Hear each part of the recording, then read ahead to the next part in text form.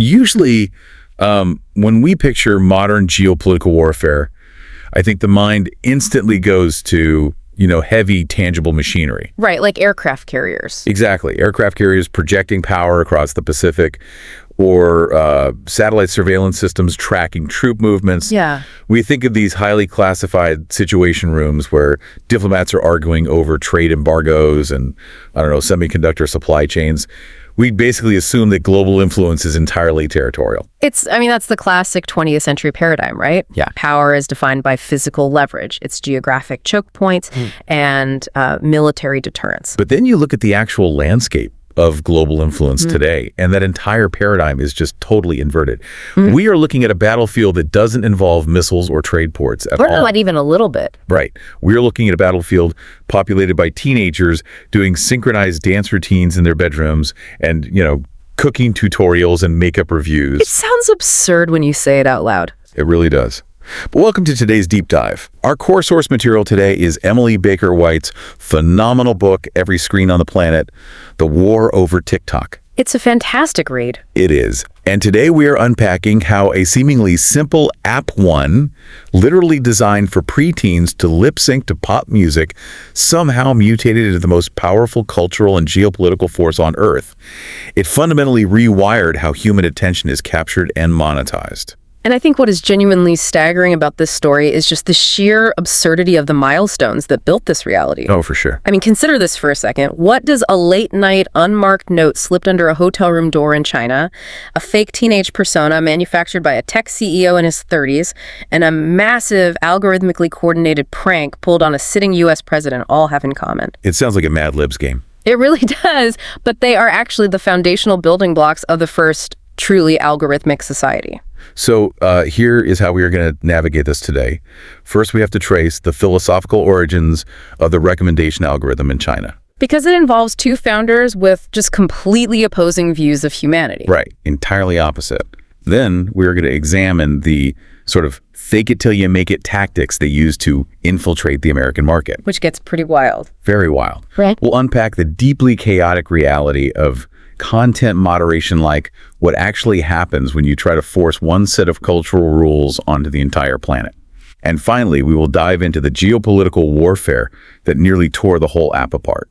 And to really grasp this, we have to start at the physical origin point of this ideological clash. So let's wind the clock back to 2014. Okay. We're at the World Internet Conference in Wuzhen, China. Right, and Wuzhen is this picturesque, canal-laced tourist town. People often call it the Venice of the East. And in 2014, the global atmosphere around the internet is still remarkably utopian. Oh, very much so. We are still riding that high of the idea that the web is this borderless democratizing force. You have Western tech executives from Apple, Facebook, Microsoft rubbing shoulders with Chinese moguls like Jack Ma. Yeah, they're riding in these traditional black awning boats, drinking tea, and ostensibly celebrating this perfectly connected global future. But the Chinese state had a very different agenda for this conference. A completely different agenda.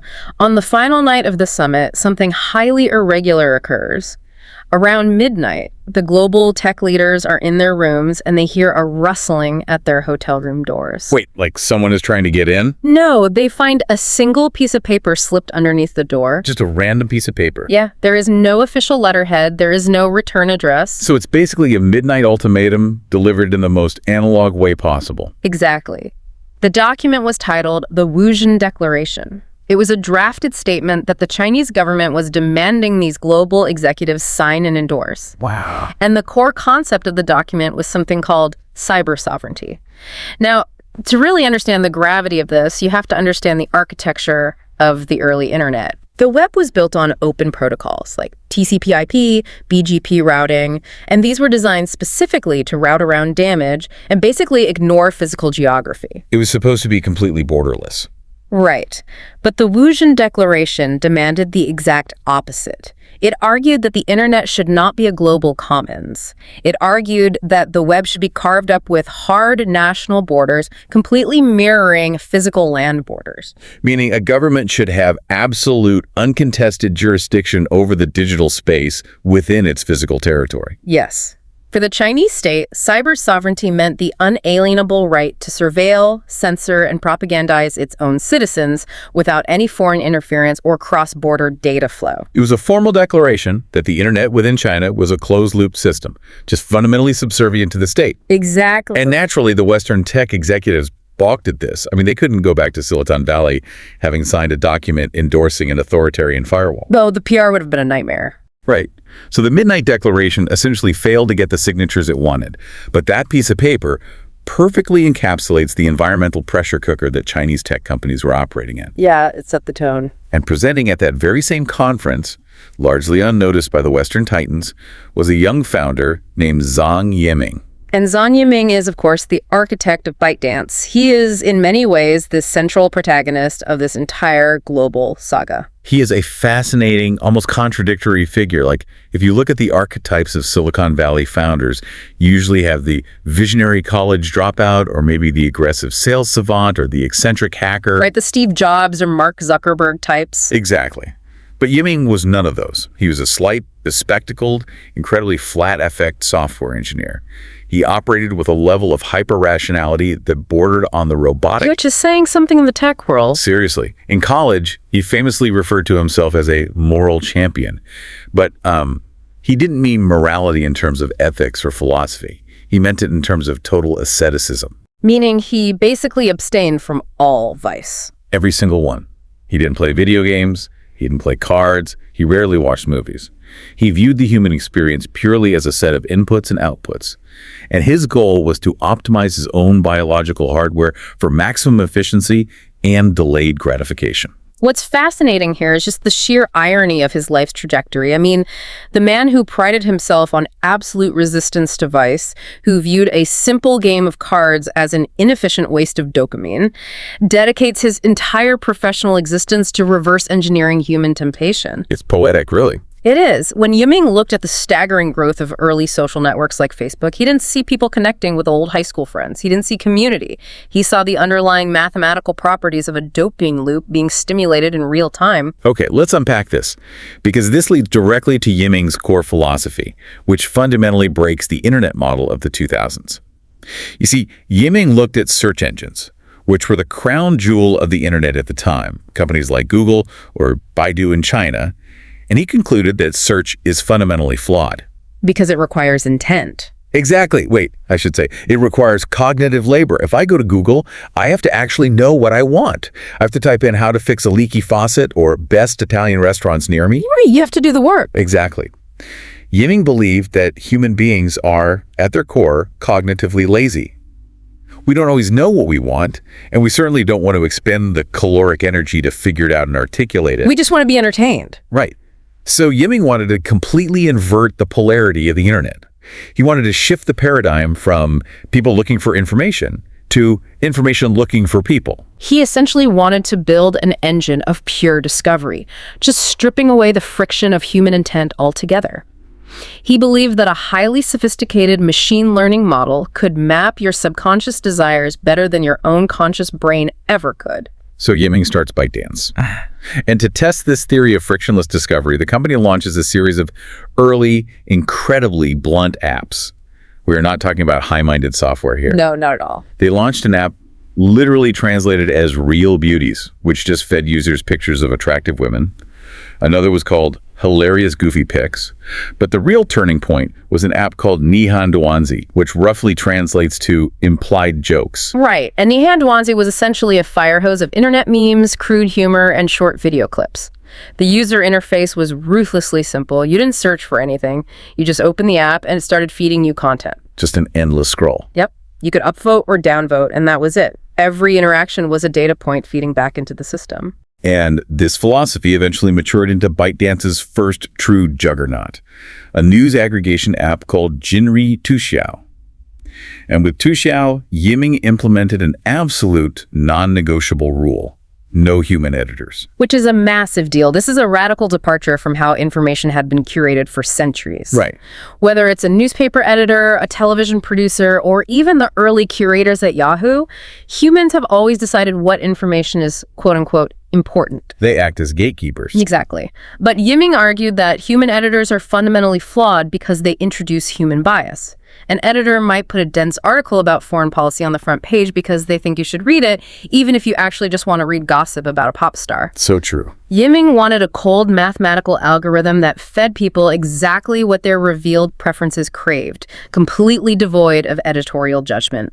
If millions of people wanted trashy tabloid news, the algorithm would feed them trashy tabloid news with flawless efficiency. He viewed this not as a moral failing, but as pure neutral algorithmic optimization. So we have Yiming, the ascetic, hyper-rational engineer building a frictionless dopamine casino based on the vector math of human desire. But, a machine is just a machine. To understand how this technology conquered culture, we have to look at the other half of this collision, Alex Zhu. Because if Zhang Yiming is the cold math, Alex Zhu is the soul. The contrast between these two men is just stark. Alex Zhu was the creator of the app Musical.ly.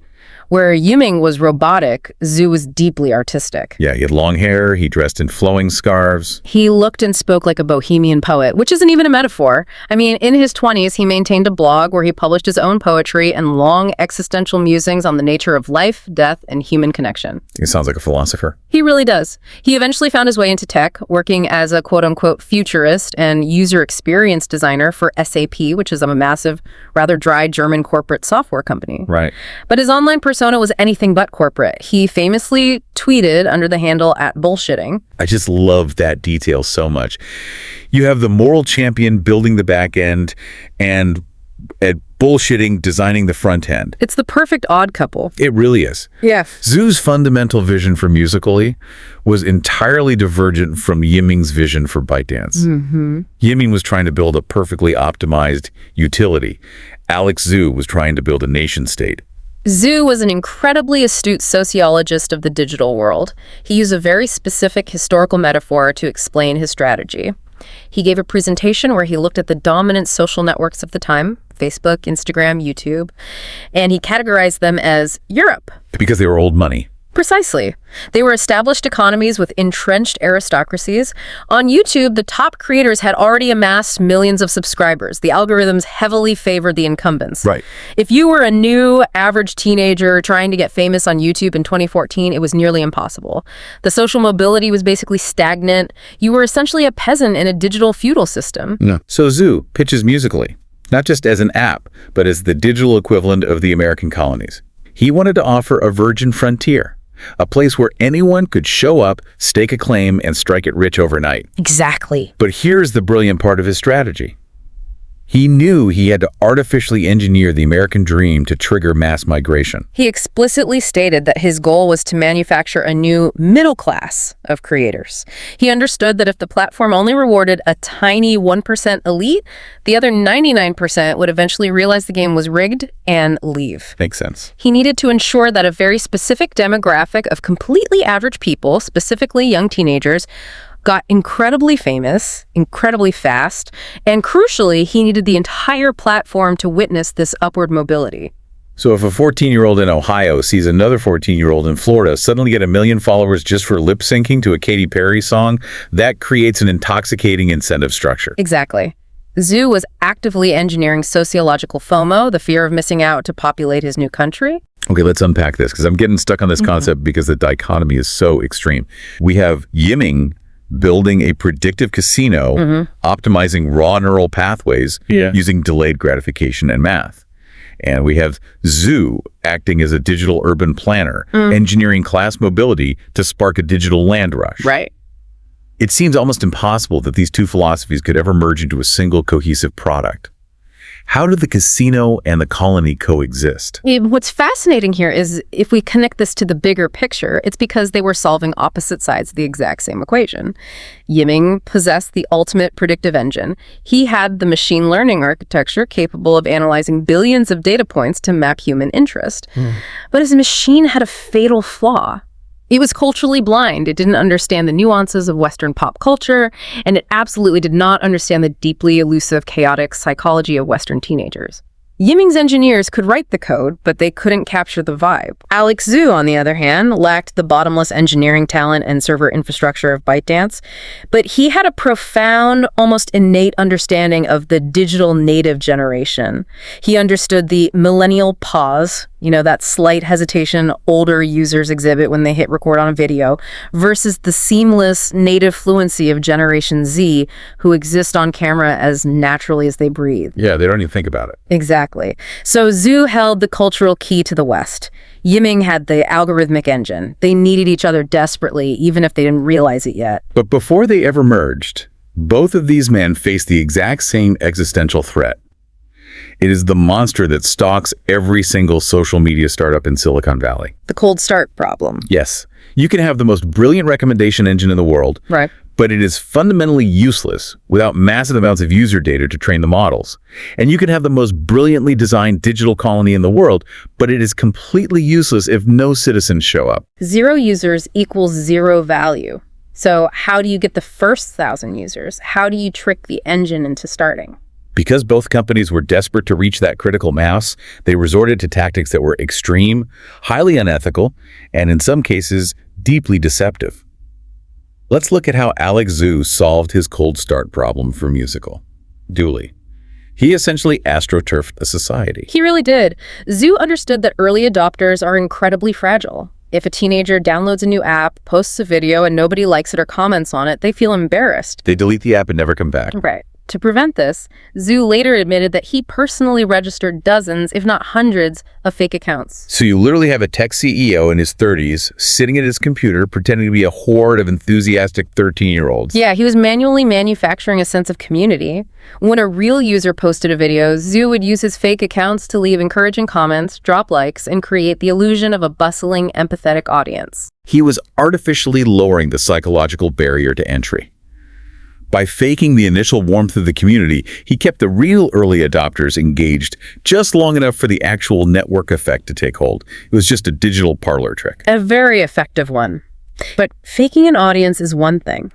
ByteDance's early attempts to solve the cold start problem in the American market were on a completely different scale. It wasn't just deceptive, it was a chaotic, almost comical cultural invasion. Oh, the Top Buzz story. Yes. Long before TikTok existed, ByteDance tried to launch an English-language version of their news aggregator, Tushio, in the United States. They called it Top Buzz. To figure out how to program news for Americans, ByteDance headquarters in Beijing sent a team of Chinese managers and engineers on a field trip to Chicago and Indianapolis. And you just have to picture the profound disconnect here. You have Chinese software engineers who have spent their entire lives behind the Great Firewall, suddenly walking the streets of Chicago. Right. Their bosses had literally instructed them to pose as local college students, despite obvious language and cultural barriers, to try and casually interview Americans about their news habits. These were the very people responsible for tweaking the algorithm that would curate information for tens of millions of U.S. citizens, and they possessed essentially zero contextual understanding of American daily life. It was a recipe for disaster. They hired a few local American staffers to act as cultural liaisons, and these staffers were frequently horrified by the internal operations. At one point, Top Buzz introduced a Q&A feature similar to Yahoo Answers. To seed the platform, the Chinese staff were drafting questions to post under fake American profiles. One American staffer recalled looking at the internal drafting document and seeing a question proposed by a Chinese colleague that read, verbatim, "Why are black people always so loud?" Wow. Which just reveals a staggering blind spot regarding American racial sensitivities, historical context, and basic social norms. Exactly. And this cultural dissonance bled directly into how they managed the platform's content. The book details how they heavily censored LGBTQ material because it conflicted with conservative Chinese state sensibilities. But, their attempts to understand American political polarization were even more absurd. The Indianapolis market research story is the perfect example of this. Yeah. So the ByteDance team goes to Indianapolis and rents out a standard market research facility, the kind with a focus group room and a two-way mirror. Yeah, classic setup. They bring in local Hoosiers to test the Top Buzz app. The Chinese executives are sitting in the dark behind the mirror, watching these Midwesterners scroll on their phones. At the end of the session, the protocol was to give the participant a thank you gift bag. The executives had purchased 2 types of promotional hats, a blue hat and a red hat that looked identical to a MagJ hat. But the problem was they needed to decide which participant received which hat. And instead of looking at the data of what articles the user had clicked on, which is the entire premise of behavioral algorithmic profiling, Right. the staff member behind the glass simply looked at the person through the mirror and guessed their political affiliation based purely on their physical appearance. If the executive felt the person looked like a Democrat, they sent out a blue hat. If they looked like a Republican, they got the red hat. For a company that was currently bragging to venture capitalists about having the most sophisticated, hyper-advanced AI prediction models on the planet, they were literally profiling people through a piece of glass to hand out swag. It's hilarious. It highlights the absolute failure of manual demographic tagging compared to behavioral data. But, the Top Buzz misadventures pale in comparison to the aggressive tactics ByteDance utilized when they acquired an American app called Flipagram. Yeah, Flipagram was based in Los Angeles. It was a pretty popular app that let users stitch photos together to music. ByteDance buys Flipagram, explicitly promising the founders that the app will continue to operate independently. Standard acquisition promise? Right. But almost the minute the ink dries on the contract, the American staff in LA notice something deeply alarming happening on their platform.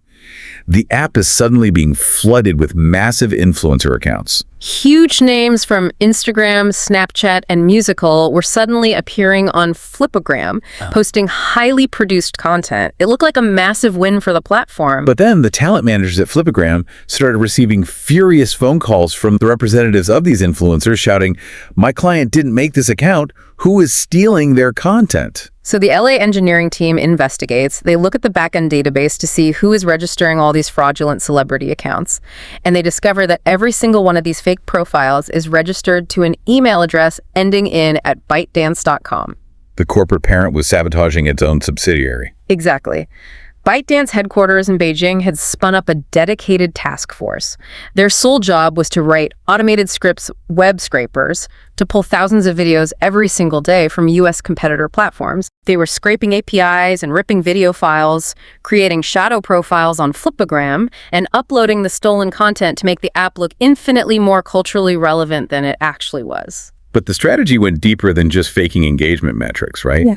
ByteDance was feeding this massive stolen data set of American content directly into their core recommendation algorithm back in Beijing. Yes.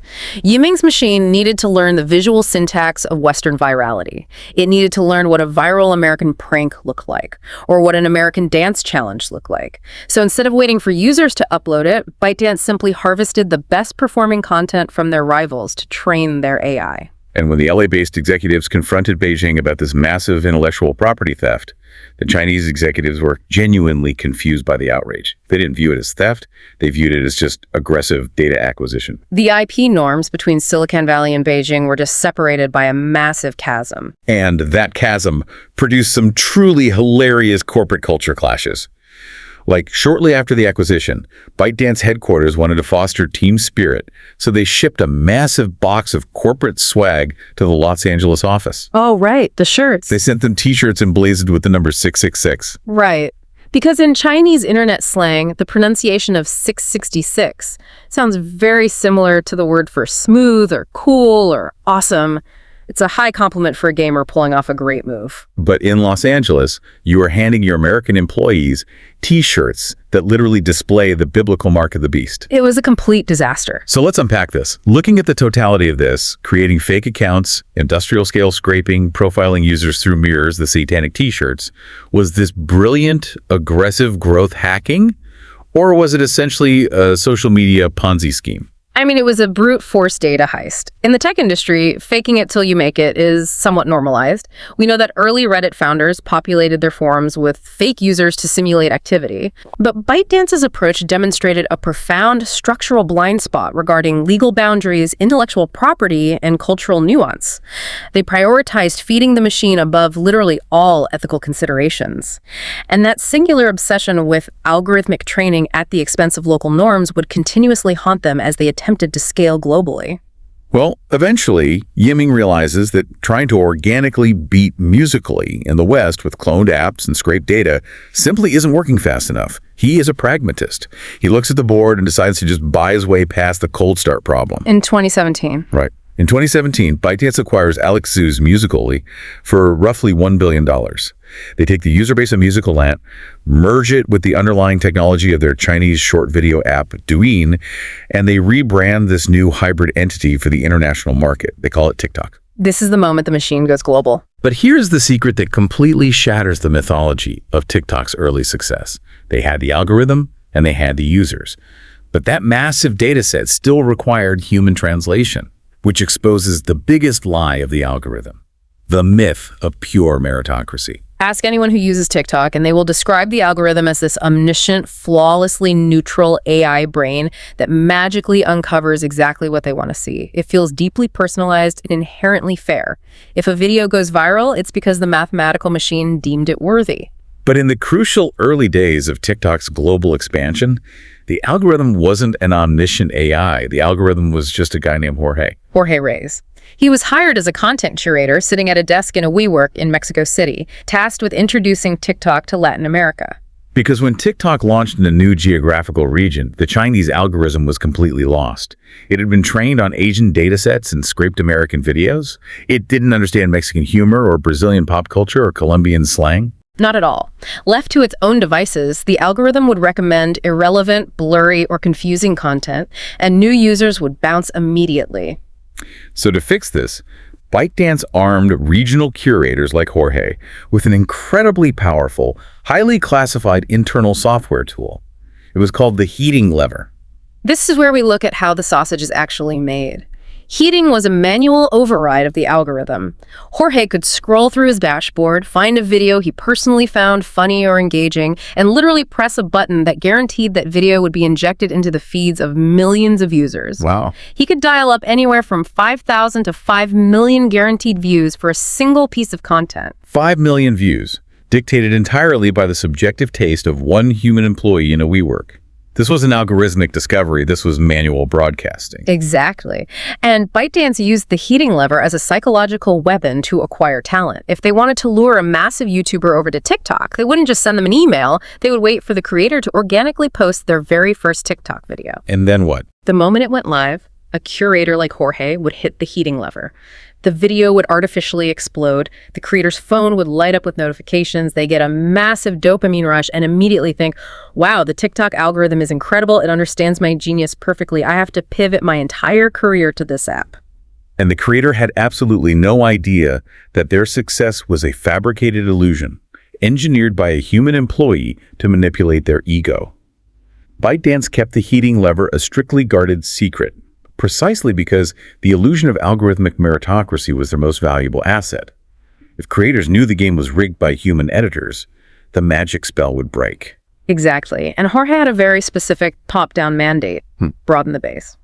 When ByteDance acquired Musical.ly, the platform was essentially a monoculture. It was dominated by teenage girls lip-syncing to pop songs. Jorge noted in internal documents that in the early days, only about 12% of the videos on the platform were categorized as diverse, meaning anything other than lip-syncing. And a platform cannot achieve global dominance if it only appeals to one specific demographic niche. It had to become a general interest platform. Right. So Jorge's actual job was to use the heating lever to artificially force-feed different genres to the user base. He would manually boost cooking tutorials, soccer highlights, stand-up comedy clips, and makeup reviews. He was hand-selecting what Western TikTok was going to look like. And while Jorge is pulling these levers behind the scenes, Yiming opens the corporate checkbook and unleashes a financial flood. ByteDance spent an estimated $1 billion on a brute force user acquisition advertising campaign. They were burning nearly $3 million a day on digital ads. They plastered TikTok advertisements across every possible surface of the internet: Facebook, Instagram, Snapchat, YouTube pre-rolls, Reddit. It was so aggressive that Reddit users were constantly complaining about being stalked by TikTok ads. But the customer acquisition math worked. They bought their way onto millions of home screens. I mean, it really is like the Wizard of Oz. Yeah. We were all staring at our screens, believing there was this magnificent, omnipotent AI mapping our neural pathways. But behind the curtain, it was literally just a guy named Jorge arbitrarily deciding that the internet needed to see more Mexican cooking tutorials backed by $1 billion carpet bombing ad budget. But here is the critical mechanical insight into how machine learning actually operates. The algorithm wasn't just sitting there while Jorge did all the work, it was watching him. Every single time Jorge heated a video or manually suppressed a low-quality video, he was feeding the machine a heavily weighted data point. Right? The algorithm was analyzing the visual features, the audio tracks, and the metadata of the videos Jorge selected, and it was learning to replicate his human biases. Which means, listener, think about those very first videos you ever liked on TikTok or Instagram Reels or YouTube Shorts. You probably felt like you were training the algorithm to understand your unique personality. But in reality, the algorithm had already been pre-trained by human curators desperately trying to guess your culture's tastes. You were just ordering off a menu that Jorge had already curated. Exactly. But while the international team was figuring out how to artificially manipulate global tastes back home in Beijing, ByteDance was about to collide with a terrifying political reality. Oh. They were about to discover what happens when an algorithm perfectly maps what citizens want to see, but the authoritarian state vehemently disagrees. To understand the stakes of this collision, we have to grasp just how deeply threatened the Chinese Communist Party, the CCP, is by decentralized network architecture. We have to go back to 2009. Right, the Urumqi riots. Yes, there were massive, deadly ethnic riots in the city of Urumqi in the Xinjiang region. The CCP watched in horror as citizens used early social media and messaging boards to organize protests and share information at a velocity the state censors just couldn't keep up with. Because the theory of information cascades terrifies autocratic regimes. If one person protests in the street, they look crazy. If 100 people protest, it's a movement. Social media allows citizens to see that they are not alone, which lowers the threshold for collective action. Exactly. Realizing this existential threat, the CCP severed internet access to the entire region for months and subsequently banned foreign platforms like Facebook and Twitter, permanently erecting the Great Firewall. Which brings us back to Zhang Yiming's foundational philosophy for ByteDance. No human editors. In an authoritarian state, human editors are the primary mechanism of control. The state tells the newspaper editor what the headline will be. But if Yiming builds an algorithm that simply feeds people whatever content naturally captures their attention, completely devoid of top-down editorial guidance, he is fundamentally threatening the CCP's monopoly on public opinion. And this ideological clash reached its breaking point over an app we discussed earlier, Nihon Duansi, the implied jokes app. Yeah, what started as a simple platform for crude memes and funny videos evolved into something much more profound. It became a massive, highly organized subculture, predominantly made up of working-class men. The fans of the app call themselves Duanyu. And because they were operating in a highly monitored digital environment, the Duanyu developed a sophisticated sociological toolkit to identify each other. They used coded language and inside jokes that state censors wouldn't immediately flag. They created custom merchandise. They even started placing the app's logo as decals on their cars. It bled from the digital world into physical reality. If a Duanyu was driving down the highway and saw another car with the decal, they would honk their horn in a very specific rhythmic pattern. Beep, beep, beep. And the other driver would honk back. That is just wild. It is. They were organizing offline. They started holding massive physical meetups, organizing charity drives, and forming regional chapters. Mechanically speaking, they had built a decentralized peer-to-peer physical network without a central node for the government to control. And in a state where all civil society groups, unions, and social clubs must be strictly monitored by the party, a spontaneous, highly organized network of millions of young men communicating in code is the government's absolute worst nightmare. So in the spring of 2018, the state apparatus drops the hammer. The CCP launches a massive rectification campaign aimed at reining in the tech sector.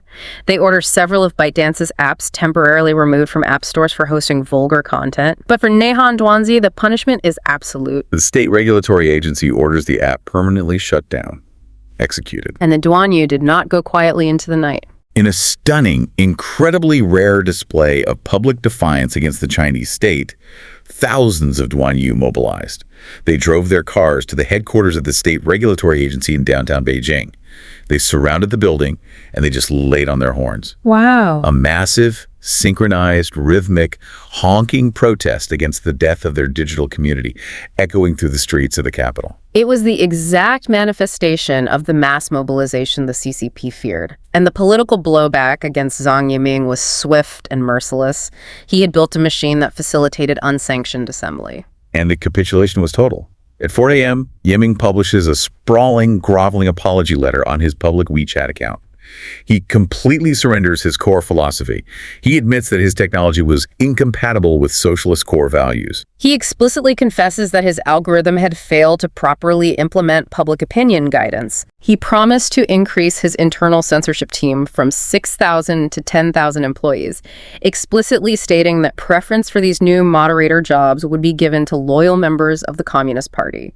The dream of the pure, editor-free mathematical machine was officially dead within the borders of China. This is a pivotal moment in the timeline. Yiming is a data-driven pragmatist. He is not a political dissident looking to become a martyr. He folded immediately to ensure the survival of his company. But this raises a massive structural question. Does his total capitulation in China mean that the underlying technology of his global app, TikTok, was fundamentally compromised from that moment forward? What's fascinating here is the impossible paradox this created for ByteDance on the global stage. Yiming learned a brutal lesson. His corporate survival required absolute, unquestioning obedience to the domestic demands of the CCP. But as TikTok exploded globally, he was suddenly tasked with convincing the regulators in Washington, London, and New Delhi that his app was an independent, neutral, politically secure platform. How do you prove to the free world that your algorithm isn't compromised when the parent company's existence is contingent on authoritarian submission? You can't. It is an unresolvable tension. Because ByteDance obviously knew they couldn't just export China's strict, state-mandated political censorship to the West without triggering an immediate, catastrophic public backlash. So they attempted a different strategy for TikTok. Intense, highly localized content moderation. They believed they could segment the globe, hiring local moderators to enforce local cultural norms in every distinct market. In theory, cultural relativism sounds pragmatic. In practice, it led to a wildly chaotic, deeply offensive, and practically unenforceable set of global rules. Let's zoom in on how this played out in America. Go back to that Los Angeles warehouse we mentioned earlier. It's the early days of TikTok's US moderation. You have a room full of 20-something gig economy contractors. They are sitting in a warehouse, ordering Grubhub, having Nerf gun battles across the desks, and trying to enforce a rule book handed down directly from Beijing that made absolutely no sense in a Western context. The problem was a fundamental failure of machine vision translation. Beijing was trying to write objective rules for highly subjective cultural touchstones. Right. And the rules were mind-boggling. They had a directive known as the one-third cleavage rule, where moderators had to painstakingly calculate the geometric ratio of exposed skin on a user's chest to determine if a video was permissible. That's insane. It gets worse. The most infamous was the jiggle rule. If a moderator determined that a female creator's body jiggled excessively while performing a dance routine, the video was to be flagged and algorithmically suppressed. Think about the mechanics of trying to enforce that. How do you objectively define a jiggle? You cannot code subjective visual data into an objective moderation standard without introducing massive bias. Exactly. The rule disproportionately penalized heavier creators and specific body types while allowing thinner creators to perform the exact same dances without penalty. And it wasn't just about policing bodies. They were actively policing socioeconomic status. Moderators were instructed to suppress videos that featured obvious beer bellies, ugly facial looks, or environments that depicted slums, rural areas, or dilapidated housing. They were systematically trying to filter out poverty and unfiltered reality. They wanted the algorithm to only surface content that looked shiny, aspirational, and affluent, artificially curating a sanitized version of human existence. The cultural translation pipeline between Beijing and Los Angeles was a total farce. The American moderators literally had to build PowerPoint presentations to explain basic U.S. cultural concepts to their Chinese managers. Oh, the Halloween one. Yes. They created a slide deck explaining the concept of Halloween. Why Americans were carving faces into pumpkins, dressing up as ghosts, and distributing candy so that Beijing wouldn't flag the content as bizarre cult activity. They had to cite definitions from Urban Dictionary to explain what the acronym ASS meant in teenage text speak. But, the absurdity of explaining Halloween quickly gave way to severe, deeply problematic ethical controversies. One of the most glaring failures of this localized moderation strategy was how they attempted to handle race and hate speech. According to the book, the LA moderators were handed a directive that became known internally as the N-word pass. It is exactly as horrific as it sounds. The policy dictated that if a user utilized the N-word in a video or a song lyric, the moderator was required to visually inspect the user's face and arbitrarily determine if they look like they possessed black heritage. Right. If the moderator deemed they looked part black, the video was allowed to stay up. If the moderator decided they didn't look the part, the video was flagged for hate speech. You had low-paid contractors in Los Angeles and later outsourced overnight teams sitting in call centers in Malaysia, literally squinting at teenagers' faces on their screens, attempting to visually arbitrate complex racial identities to enforce a slur policy. It was a mechanical and ethical disaster, and they eventually had to abandon it and simply ban the word entirely. They also failed massively on the mechanical basics of platform safety, specifically age verification. TikTok, like all social platforms, is legally required by regulations like COPPA to keep users under the age of 13 off the app.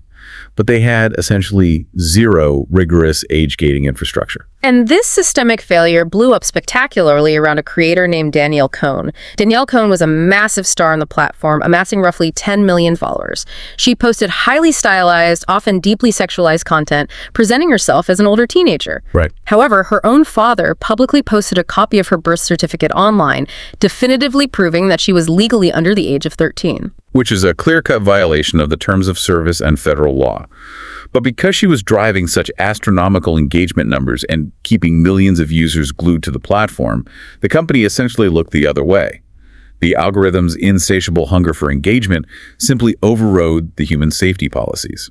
So the localized moderation in America was chaotic, but when you examine how ByteDance applied this philosophy of cultural relativism to global autocracies, it gets genuinely dark. Yeah. In the Middle East and North Africa, TikTok implemented a specific moderation category known internally as the Muslim tag.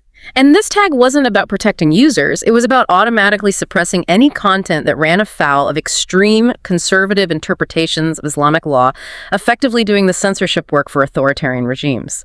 The algorithm would actively flag and hide videos depicting tattoos, people consuming alcohol, the presence of dogs, or any references to pigs. But most disturbingly, the Muslim tag served as a dragnet to suppress any discussion or depiction of LGBTQ content. Even a totally innocuous video of two people of the same sex simply holding hands in the background of a shot would be caught by the algorithm, flagged, and rendered invisible to the user base in that region. And while they were enforcing conservative religious laws in the Middle East, globally, they were still quietly enforcing Beijing's political red lines. Any mention of the Tiananmen Square massacre, Tibetan independence, the Hong Kong protests, or the Falun Gong religious movement was strictly banned. They even went so far as to algorithmically suppress references to seemingly harmless cartoons like Peppa Pig and Winnie the Pooh, simply because Chinese dissidents had used those characters to create subversive, mocking memes of President Xi Jinping. The breaking point for this geopolitical censorship, the moment the invisible hand of the algorithm became visible to the Western public, occurred in November 2019, involving a 17-year-old girl in New Jersey named Feroza Aziz. This is a masterclass in how users learn to subvert machine vision. Feroza posts a video that, to the algorithm and to a casual observer, looks exactly like a standard, highly engaging makeup tutorial. She is staring into the camera, holding an eyelash curler, demonstrating how to curl her lashes. But seamlessly, mid-curl, without changing her tone of voice or her visual framing, she switches topics. She says, "Now that I have your attention, you need to use your phone to search for what the Chinese government is doing to the Uyghur Muslims in the Xinjiang camps." It was a brilliant bait and switch. She used the visual syntax that the algorithm naturally rewards, the intimate face-to-camera beauty tutorial, to smuggle a highly sensitive geopolitical human rights message past the automated censors, and the video went massively viral. But the machine eventually caught up. Almost immediately, Feroza's account is mysteriously disabled and the video vanishes from the platform. The American media catches wind of this, and the optics trigger global outrage. You have a Chinese-owned app actively censoring an American teenager on American soil for speaking out about documented human rights abuses.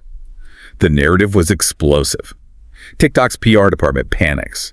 They quickly reinstate the video and issue a statement claiming the takedown was merely a human moderation error. But the damage was done. Nobody bought the glitch excuse. Aziz herself publicly tweeted that she didn't believe for a second it was an error.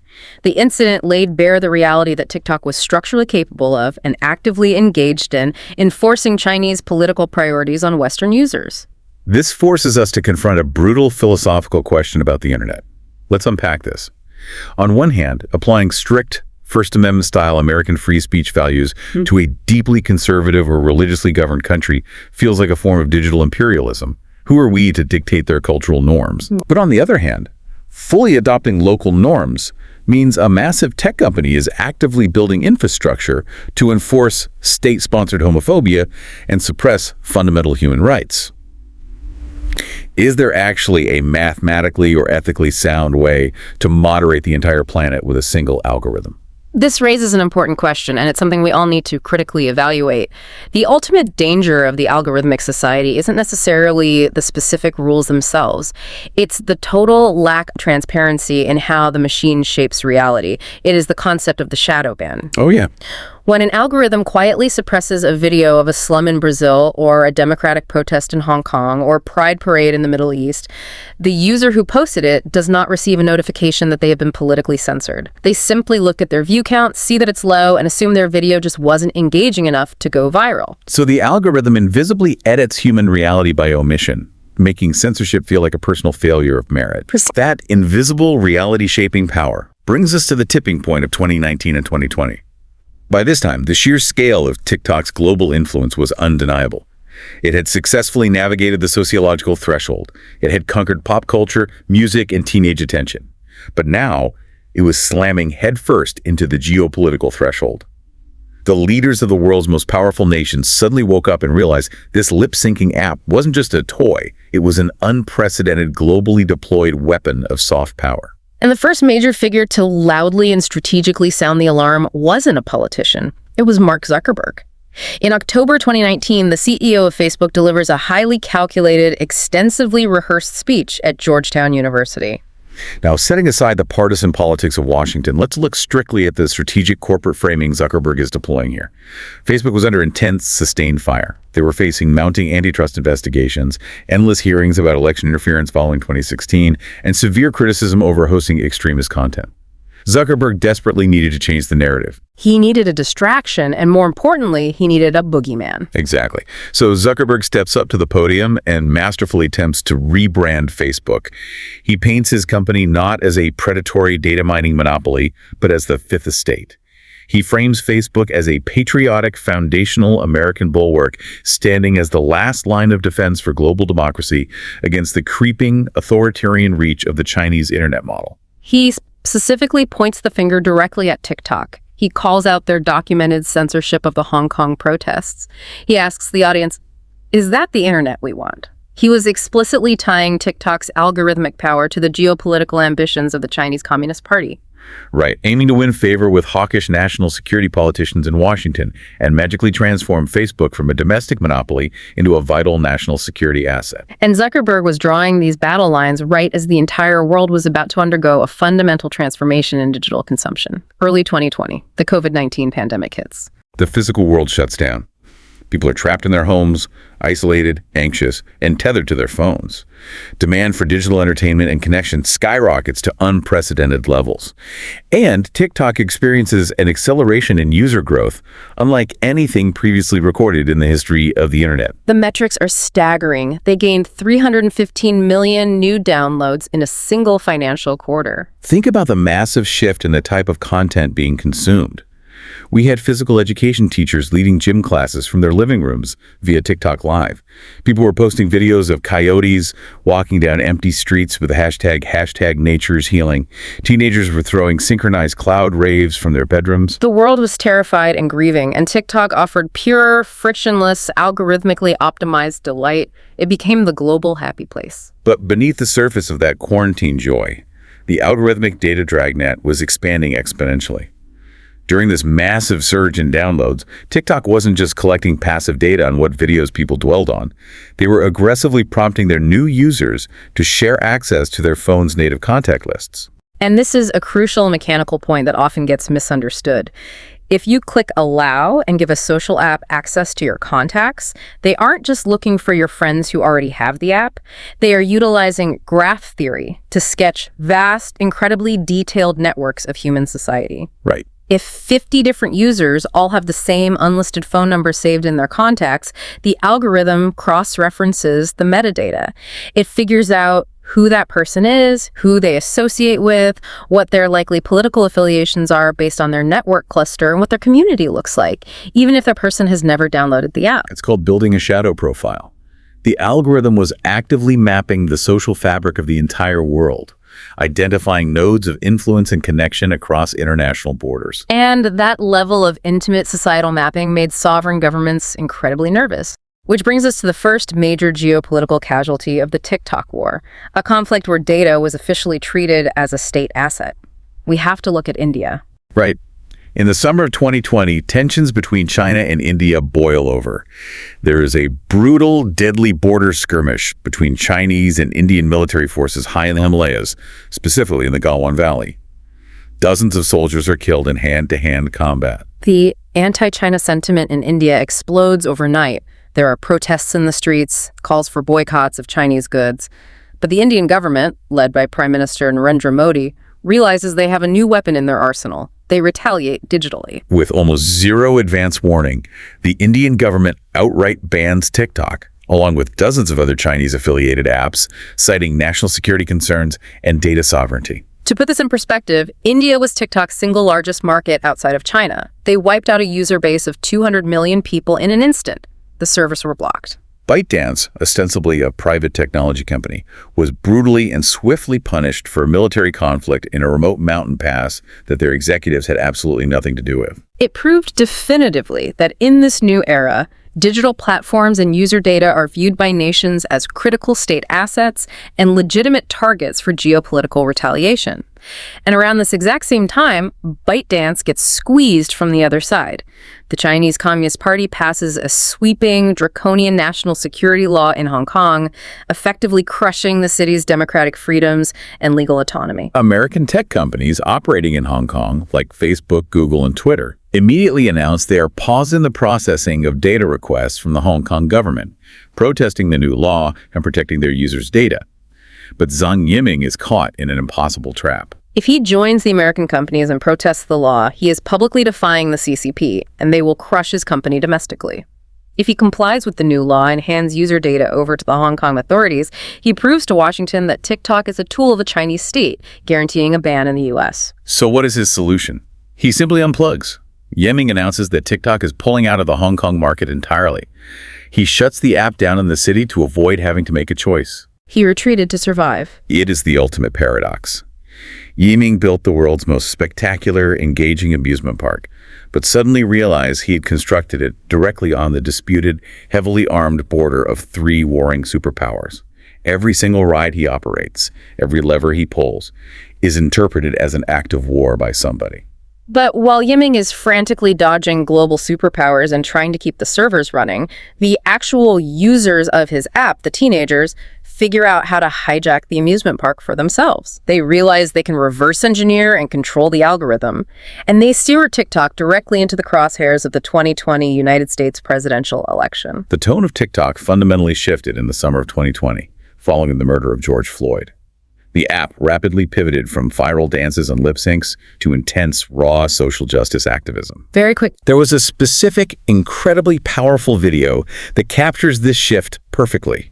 It featured a young boy standing on a sidewalk watching a massive protest march through Brooklyn. A protester steps out of the crowd and gives the boy a fist bump. The video was set to the audio of Childish Gambino's "This Is America."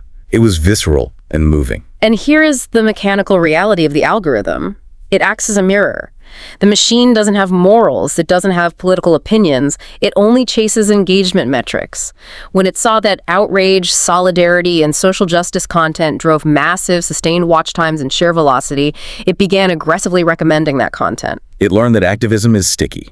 And this algorithmically fueled activism set the stage for one of the most remarkable instances of digital mobilization in history: the Tulsa rally prank. Now, analyzing this strictly through the lens of algorithmic mechanics and crowd dynamics, setting aside the partisan figures involved, President Donald Trump announces his first major comeback campaign rally following the initial pandemic lockdowns.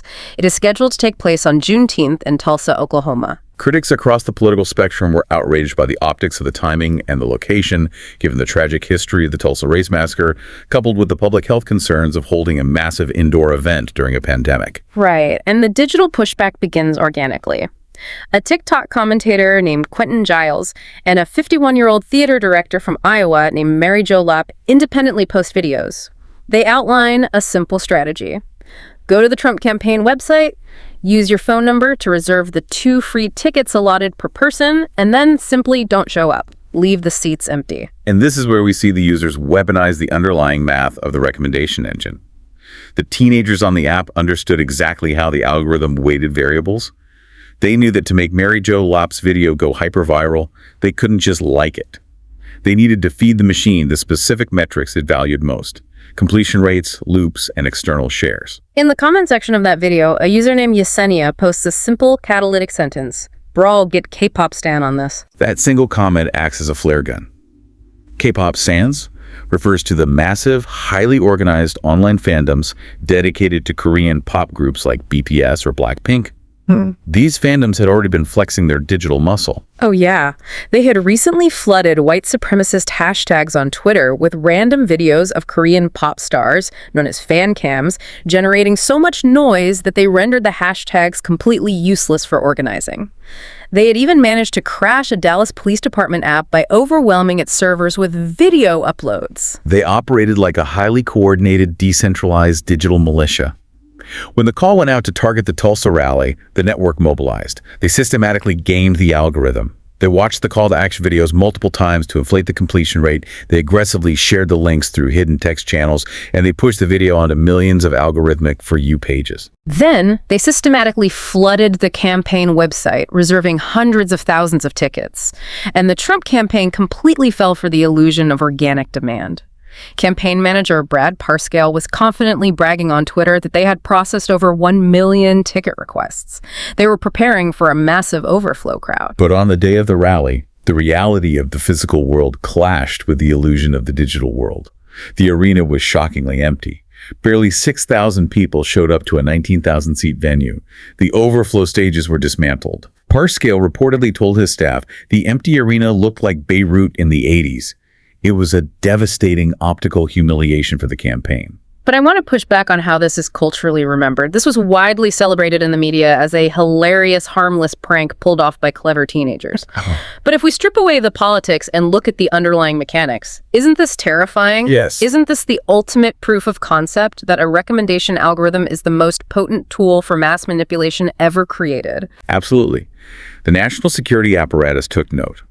A prominent cybersecurity researcher analyzed the mechanics of this event and formally categorized the BTS Army as a non-traditional, non-state actor. Think about the long-term implications of that classification.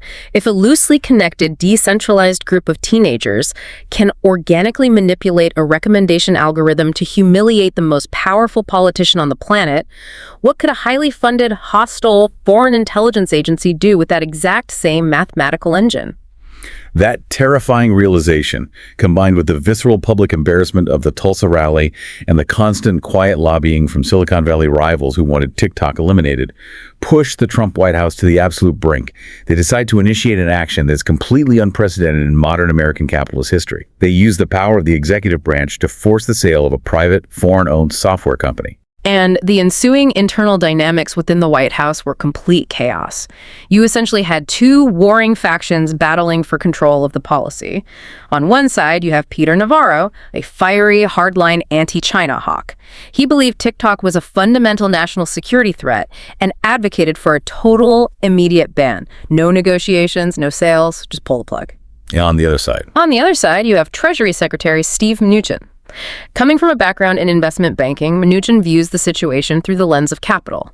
He sees an opportunity for a forced corporate sale, essentially stripping this incredibly valuable asset from Chinese ownership and handing it to American corporate interests to enrich the U.S. economy. And caught dead in the middle of this political crossfire is Kevin Mayer. Remember, just a few months prior, Yiming had hired Kevin Mayer to be the global CEO of TikTok. Mayer was a highly successful, prominent American executive who had just spearheaded the launch of Disney Plus Pismene. Yiming hired him specifically to put a reassuring, familiar American face on the company to appease Washington. But Navarro goes on national television, goes on Fox News, and explicitly attacks Mayer, calling him an American puppet working on behalf of the Chinese state. Mayer was thrust into an impossible position. He didn't leave a legacy career at Disney to become a pawn in a geopolitical trade war. Furthermore, if Mushin's faction won and TikTok was forcibly sold to an American tech giant like Microsoft, Mayer would likely be demoted from global CEO to a mere division vice president. His exit from the company is almost surreal. He has been the CEO for barely 3 months. He dials into a company-wide video conference call from his home in California. It's the middle of the afternoon. He addresses the staff, and then, bizarrely, he holds up a closed bottle of tequila to his webcam, tells the entire company to take the rest of the day off, and abruptly resigns on the spot. Leaving Zhang Yiming entirely alone to navigate the most bizarre, highly politicized corporate bidding war in tech history. Yiming reaches out to Satya Nadella, the highly respected CEO of Microsoft, proposing a potential acquisition or partnership. But almost immediately, a rival bid emerges from Oracle, spearheaded by Larry Ellison and Safra Catz. And we have to note the context here. Ellison and Katz are prominent allies and major donors to President Trump. They had a direct, informal line of communication to the Oval Office. And this is where the negotiation takes a turn from standard corporate M&A into something resembling a mafia movie. The key money shakedown. Yes. President Trump publicly states that if the U.S. government is going to approve this multi-billion-dollar acquisition, the United States Treasury needs to be paid a massive cut of the transaction fee. He explicitly compares this demand to key money.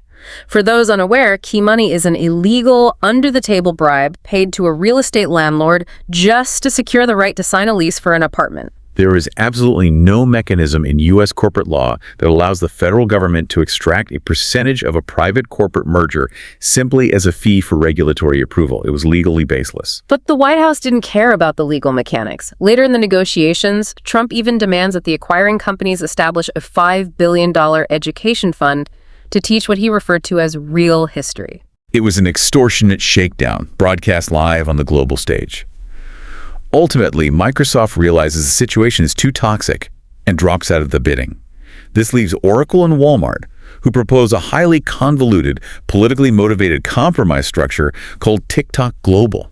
The proposed corporate structure of TikTok Global was a masterpiece of financial gymnastics. It was designed entirely to appease the political demands of the White House without ByteDance actually surrendering true control of the technology. Under the proposal, Oracle and Walmart would purchase a combined 20% stake in the new entity. ByteDance would retain the remaining 80%. No. However, ByteDance's lawyers argued that because American venture capital firms already owned roughly 40% of the parent company ByteDance, the new TikTok global entity was, through complex transitive math, technically majority American-owned. Which was a brilliant but complete illusion, because the corporate structure utilized different classes of stock. Zhang Yiming held supervoting shares. So even if he didn't own the mathematical majority of the equity, his Class B shares gave him the overwhelming majority of the voting power on the board of directors. He still held the absolute ultimate keys to the kingdom.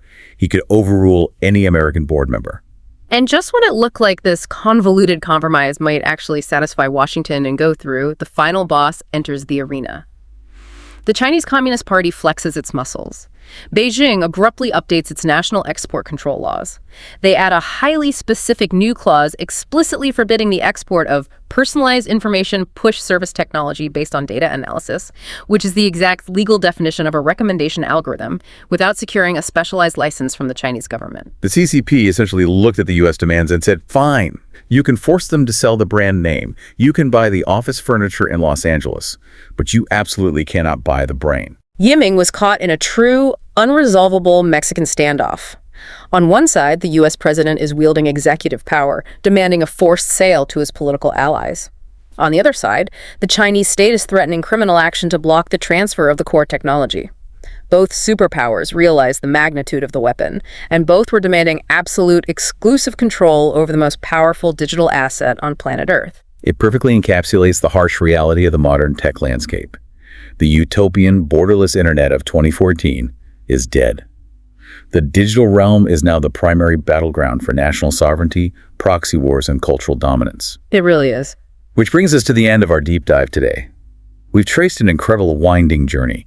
We saw how one ascetic engineer's hyper-rational obsession with optimizing human desire, cutting out the friction of human editors to feed us exactly what our basest instincts crave, resulted in a mathematical engine so powerful it sparked a modern Cold War. We've examined Alex Zhu's astroturfed teenagers, the absurd jiggle rules enforced in LA warehouses, sweeping international boycotts in India, K-pop cyber armies mobilizing to disrupt a presidential campaign in Tulsa, and a sitting president demanding a multi-billion-dollar real estate bribe to approve a software merger. It proved definitively that the concept of the fifth estate is very real. Social media is no longer just a mirror of society. It is a global power structure, an infrastructure of influence, and it is entirely built, fueled, and funded by our collective attention. Exactly. Which brings this whole massive narrative right back down to you, the listener. Every single time you open one of these apps, every time you linger on a video for an extra half second, every time you chuckle and share a post with a friend, you aren't just passively passing time while waiting in line for coffee. You are actively feeding a geopolitical asset. Your revealed preferences, the subconscious desires, biases, and interests that you don't even realize you are projecting into the screen are the raw material, the most valuable resource in a brand new global arms race. And I want to leave you with a final lingering thought to mull over as you go about your day. Today, all of the geopolitical panic, all of the congressional hearings are intensely focused on the binary conflict between the United States and China fighting over TikTok. Right. But the technology of recommendation algorithms is no longer secret magic. It is rapidly becoming standard, replicable, open source technology. So ask yourself, what happens when the next globally dominant application emerges, but it doesn't come from a recognized superpower that cares about its economic reputation or trade deals? What happens when the next algorithmic juggernaut is deployed by a fractured extremist state? Or what if it comes from a private, radically ideological corporation with an explicit agenda? Exactly.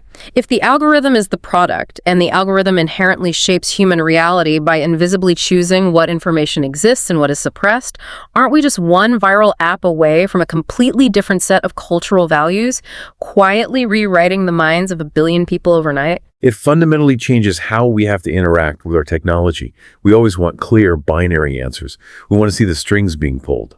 But in the algorithmic society, the manipulation isn't visible on the screen. The screen is the manipulation.